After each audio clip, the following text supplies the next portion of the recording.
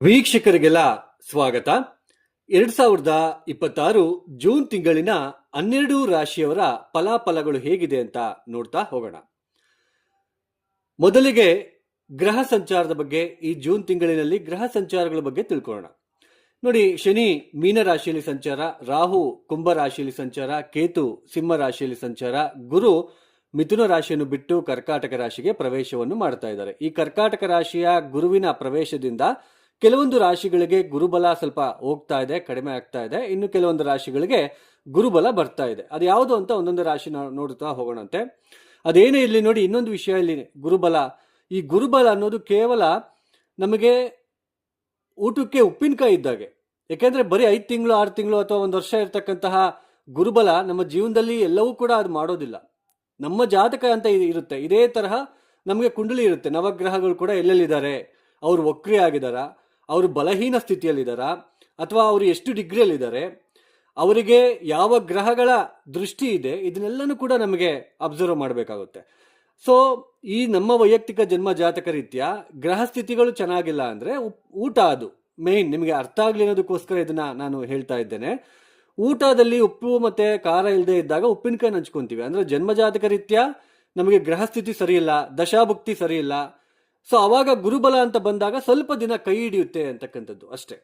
Major ಆಗಿ ನೀವೆಲ್ಲ ರಾಶಿ ಭವಿಷ್ಯ ಅಂತಾನೆ ನೀವು ಬಹಳ ತುಂಬಾ ನಂಬಿಕೆ ಇಟ್ಕೊಂಡು ಹೋಗ್ತಾ ಇದ್ದೀರಾ.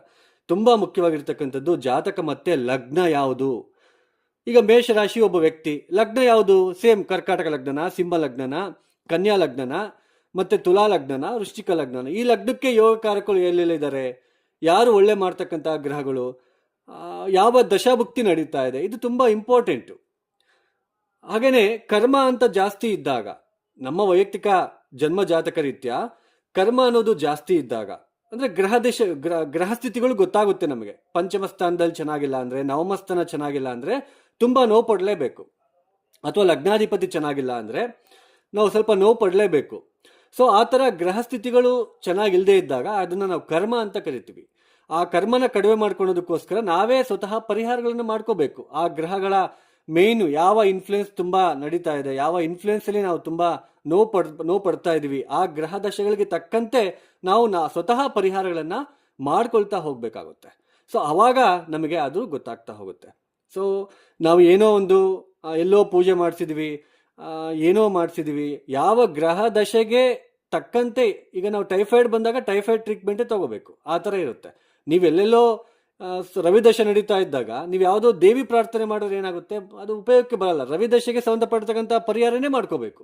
ಸೊ ಇದು ಅದೇನೇ ಇರಲಿ, ಗ್ರಹ ಸ್ಥಿತಿ ನೋಡಿ, ಗುರು ಕರ್ಕಾಟಕ ರಾಶಿಗೆ ಪ್ರವೇಶ. ಈ ಕುಜ ಬಂದ್ಬಿಟ್ಟು ಈ ಜೂನ್ 21ನೇ ತಾರೀಕಿನ ತನಕ ಮೇಷರಾಶಿಯಲ್ಲಿ ಇರ್ತಾರೆ. ಅದಾದ ನಂತರ ವೃಷಭಕ್ಕೆ ಪ್ರವೇಶವನ್ನು ಮಾಡ್ತಾರೆ.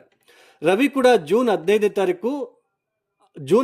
ತಾರೀಕಿನ ತನಕ ವೃಷಭ ರಾಶಿಯಲ್ಲಿ ಇರ್ತಾರೆ. ಜೂನ್ 15ನೇ ತಾರೀಕು ಮಿಥುನ ರಾಶಿಗೆ ಬರ್ತಾರೆ. ಇನ್ನು ಬುಧನು ಕೂಡ ಈ ಜೂನ್ ತಿಂಗಳಿನಲ್ಲಿ 22ನೇ ತಾರೀಕಿನ ತನಕ ಮಿಥುನ ರಾಶಿಯಲ್ಲಿ ಇರ್ತಾರೆ. ಜೂನ್ 22ಕ್ಕೆ ಮತ್ತೆ ಅವರು ಬದಲಾವಣೆ ಆಗ್ತಾರೆ.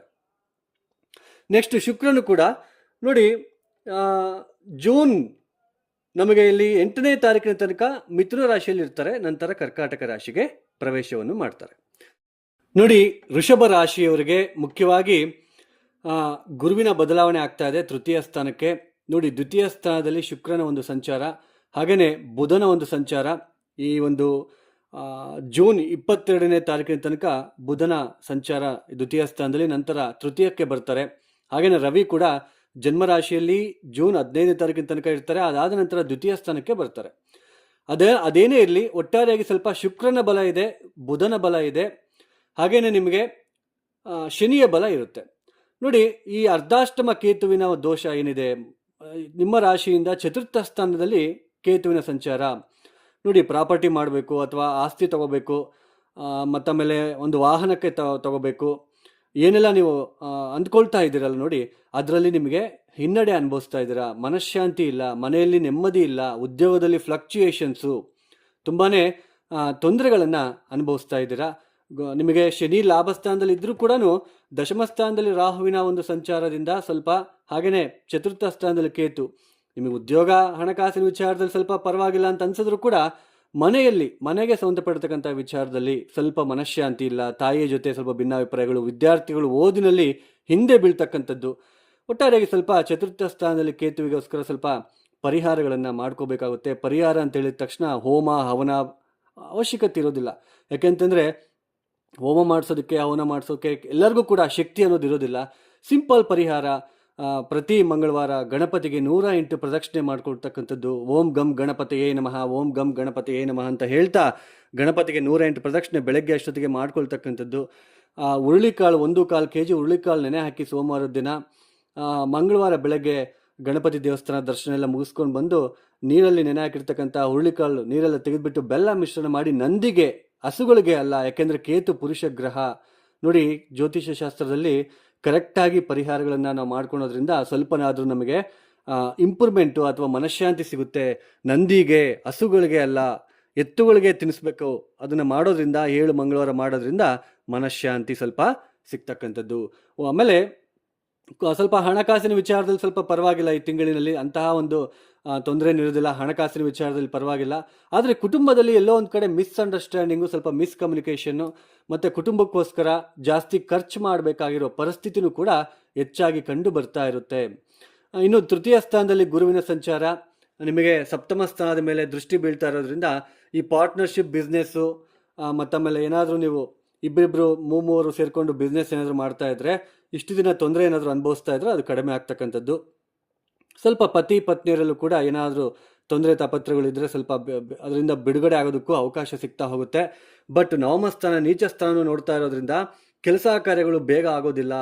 ಸ್ವಲ್ಪ ಓಡಾಡಬೇಕು, ಜಾಸ್ತಿ ಪ್ರಯಾಣಗಳು, ಶಾರ್ಟ್ ಜರ್ನೀಸ್, ಪ್ರಯಾಣಗಳನ್ನು ಜಾಸ್ತಿ ಮಾಡಬೇಕಾಗುತ್ತೆ. ಬಿಸ್ನೆಸ್ ವಿಚಾರದಲ್ಲಿ ಜಾಸ್ತಿ ಎಫರ್ಟ್ ಹಾಕಬೇಕು. ನವಮ ಸ್ಥಾನವನ್ನು ನೋಡ್ತಾ ಇರೋದ್ರಿಂದ, ನೀಚ ಸ್ಥಾನವನ್ನು ನೋಡ್ತಾ ಇರೋದ್ರಿಂದ, ಹಾಗೆಯೇ ಶನಿಯ ಒಂದು ಲಾಭ ಸ್ಥಾನದ ಒಂದು ಏನು ಸಂಚಾರ ಇದೆ, ಗುರುವಿನ ದೃಷ್ಟಿ ಶನಿಯ ಮೇಲೆ ಬೀಳ್ತಾ ಇರೋದ್ರಿಂದ ನೀವು ಎಷ್ಟು ಎಫರ್ಟ್ ಹಾಕ್ತಿರೋ ಅಷ್ಟು ನಿಮಗೆ ಒಳ್ಳೆಯದು.